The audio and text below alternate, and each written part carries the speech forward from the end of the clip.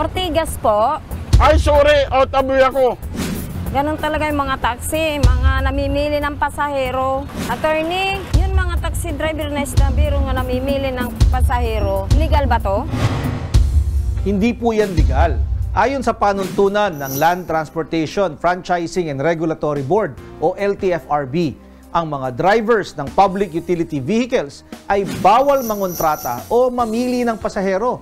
Ang multa, 5,000 piso sa first offense, 10,000 sa second offense at 15,000 sa third offense. At maaari ding makansila ang lisensya ng driver o ang prangkisa ng kanyang public utility vehicle. Kaya pag meron kayong nakitang lumalabag ng mga PUVs o public utility vehicles, isumbong nyo agad. I-report po natin sa LTFRB hotline.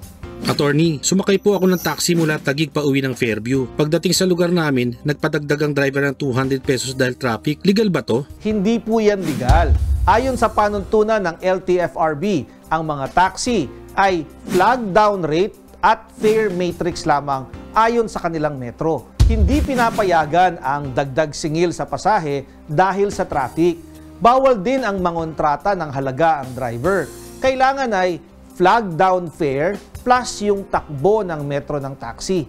Ang overcharging ay labag sa panuntunan ng LTFRB at ito ay may parusa na multa na 5,000 sa first offense, 10,000 sa ikalawang offense at 15,000 sa third offense at maaari ding makansila ang lisensya ng driver o ang prangkisa ng kanyang public utility vehicle. Attorney, nagsundo po ako ng boyfriend kong AFAM sa airport. Wala po kaming masakyan na taxi kaya sumakay po kami sa nag-alok na service. 15 minutes away lang po yung hotel kung saan kami nagpahatid. Pero halos 3,000 yung siningil sa amin. Legal ba to? Hindi po ito legal. Hindi pinapayagan na kumuha ng pasahero at maningil ang mga pribadong sasakyan na walang prangkisa galing sa LTFRB. Kolorum o illegal ang mga ganitong gawain.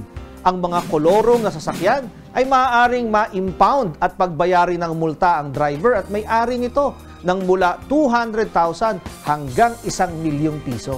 Kung kayo ay may nais isang guni sa inyong lingkod, i-follow lang ang aking Facebook account. Mga kapatid, Justin Quirino po. Masayang kwentuhan at makapulahang informasyon ang hatid namin tuwing umaga. Kaya mag-subscribe na at mag-follow sa social media pages ng News 5.